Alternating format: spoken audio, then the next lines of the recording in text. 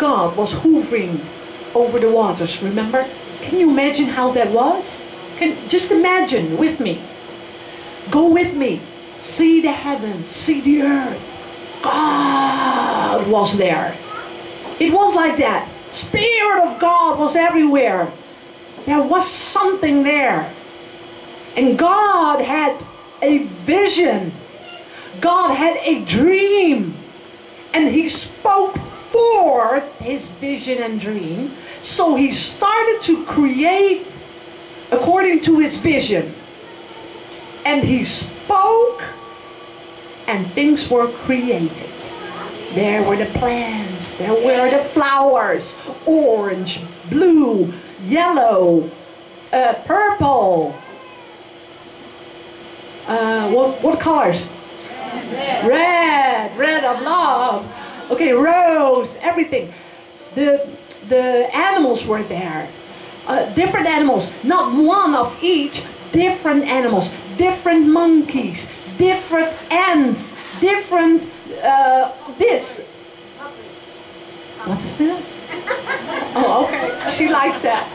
All these, but imagine, God spoke and all these hundreds of one item were created. We think it's so normal, but just imagine. And it was all created. And when it was all there, then God sat down and said, let us make something like us. And then He created man. Not a man, no, man. Because there was no man before. I'm not talking about that. No, if you say He created a man, that means one man. But there had never been a man before. So He created a man. It was the best. And the man could have pleasure of all the creatures that God had made. So he was playing with them, going around, eating all those different fruits and everything, and enjoyed it. And God was so pleased. And then man sat down and was a bit sad. And he said, everybody doesn't look like me. The flower doesn't look like me. I'm alone here. God said, he needs addition. Let's make him a supplement. Yes. God has humor. So the first anesthesia came. Right? The first operation, the first anesthesia. Okay, it came. Why? Because when you have an operation, they put you to sleep, right? That's what God did to Adam.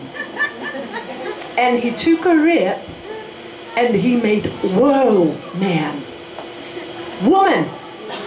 And He made them perfectly together. And they were so happy, so pretty. And they were walking with God every day. He was talking with them. They had respect for God, oh yes. But they enjoyed it. God was there. God's Spirit was there. Everything was perfect. But then the adversary came of God. God had an adversary. He came. And it says in John 10 verse 10, he comes to steal. He stole God's perfect possession. He stole God's perfect possession. He stole the unity of God with man and woman. And when he stole that, you can say, oh, it doesn't say in the Bible, but I'm sure God cried. Because God has many emotions. Did you know that? Just read Isaiah, and you will discover the emotions of God. When God says, I desire for my people. And I'm so sad that they don't want me. It's an emotion. God has emotions. And so when the adversary, he stole Adam and Eve, he also stole actually that vision that God had. But do you think that that was forever? No. No. Because God is God, right? Okay. So sorry. Okay. When God cried, he thought, Satan thought that he had won.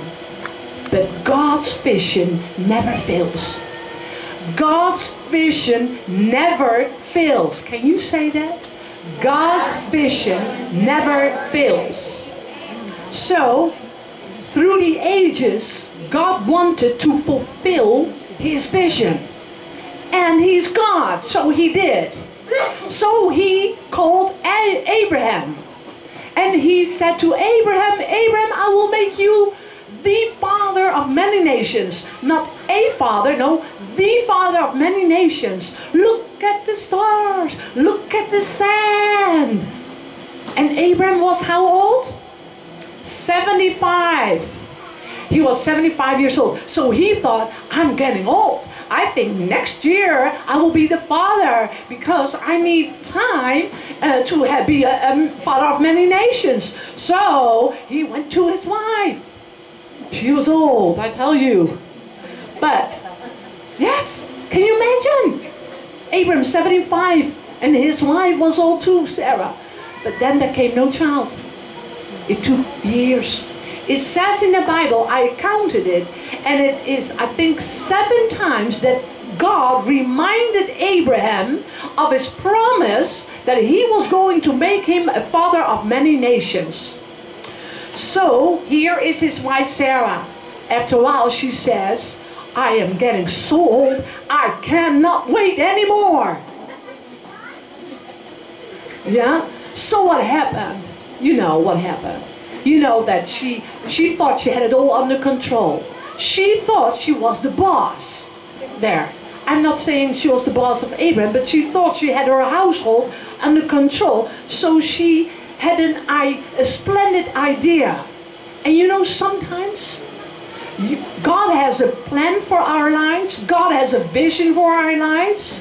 And then we think we can do little things in between and have it under control. But we forget that God has to be under control and not ourselves.